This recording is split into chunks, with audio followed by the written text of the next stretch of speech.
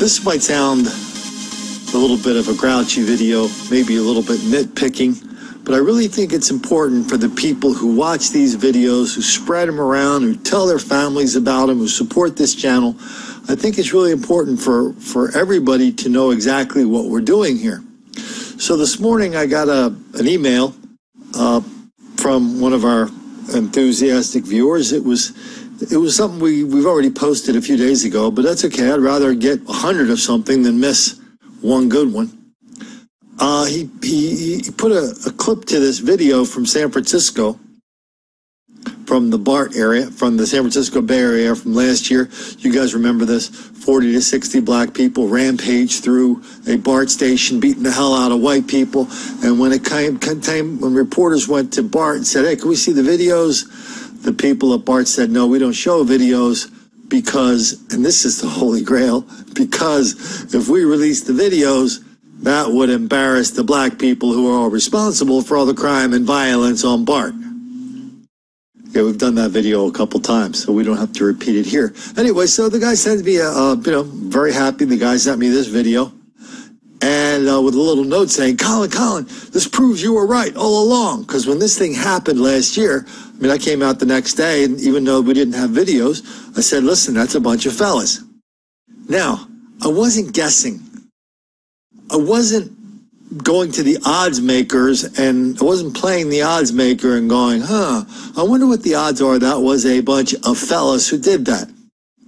No, I was relying on people who were there, cops and friends of people who were there.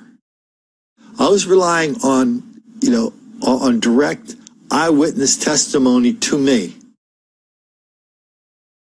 I mean, on this channel, we report what happens and what didn't happen.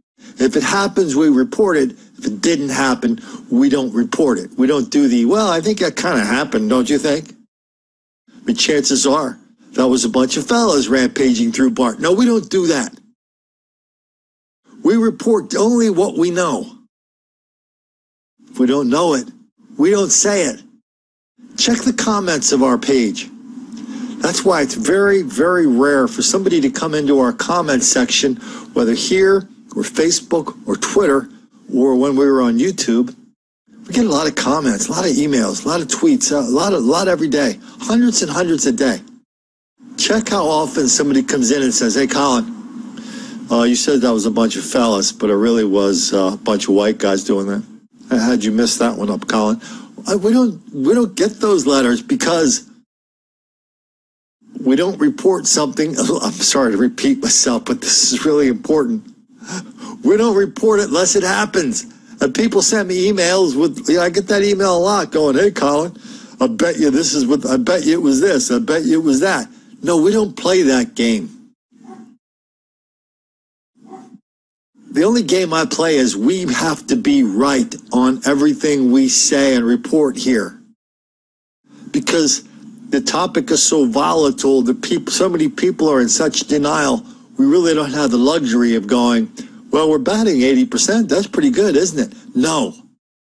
You bat 100% in this game. You don't say something unless you know it to be true.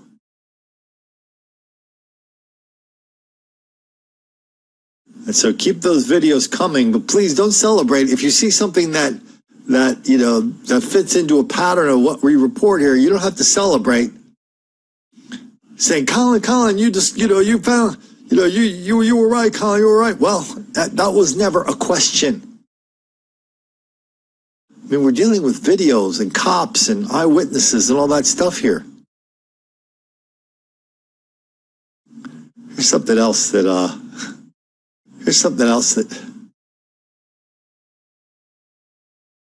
well, it's something we should pay attention to. There's a guy in Brooklyn who's been going on a violent crime spree for the last couple days. He's been going around threatening to kill every white person. And, of course, in the headline and in the story, they talk about how this is a hate crime. This black guy threatening and visiting violence on white people, including a young white couple with an 8-month pregnant wife involved. And it turns out he's done it a couple times before. They've charged him before. I mean, okay, so people are sending me this going, Colin, we finally charge somebody with a hate crime. I don't buy into the whole hate crime business for 1 second. I don't. That severely understates the amount, the quantity, the quality of black on white crime, black on Asian, black on young, black on old, black on straight, black on gay, black on Amish, black on Eskimos, black on kitties, puppies, and turtles. It really understates that amount of crime. So why would we do that? Why would we pass along a fiction that's going to contribute to the greatest fiction of our lifetime, the hoax of black victimization? Listen, if you're a white guy walking down the street in Williamsburg, same neck of the woods here, it's kind of a Jewish enclave of Brooklyn. If you're a Jewish guy walking down the street and some black guy comes up and punches you in the face, and it's been happening for a while, do you really need him to sprinkle little anti-Semitic notes on top of the knocked out body of the person he just beat the piss out of? Do you really need him to say something anti-Semitic in order to make that a hate crime? In order for somebody to visit the ridiculous levels of crime and violence on somebody wildly out of proportion, you can call it hate. Whatever. I'm not interested in these little semantical games they like to play on college campuses in order to marginalize this black criminality. Not interested in playing that game. But we know if there's violence, of course there's some kind of hostility. Well, Colin, can we take 12 years to study that person to see the roots of that hostility? Because you really don't have any proof that's black on white hostility, do you, Colin? Well, we have, of course, we have tons and tons of proof. And the proof is in the patterns.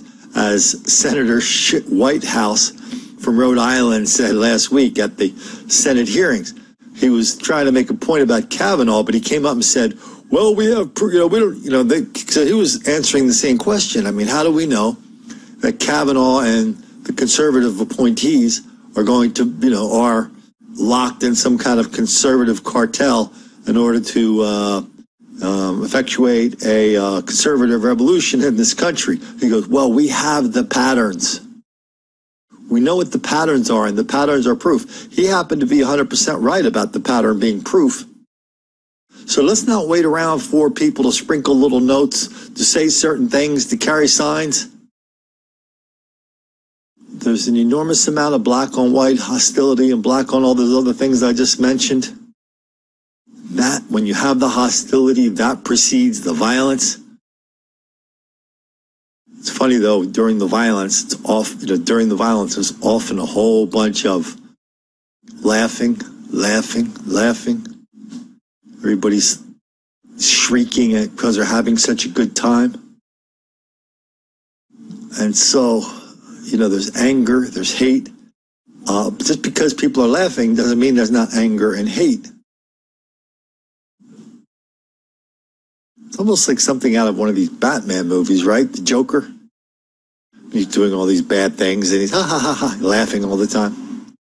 Anyway, those are two things I just wanted to talk about that are happening every day to us, that are helping us understand exactly what we're seeing when we see it, and how we don't have to wait around for somebody to say, hey, Colin, you were right about that video you posted 18 months ago. No, we were right then.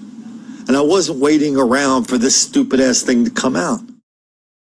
And I'm not waiting around for cops to charge more black people with hate crimes, because of everything they do is dripping in hostility and antipathy. So we're not going to wait. We're just going to keep reporting it, keep talking about it, keep observing it, keep letting our friends know, keep supporting this channel, even if that does make the black kids angry.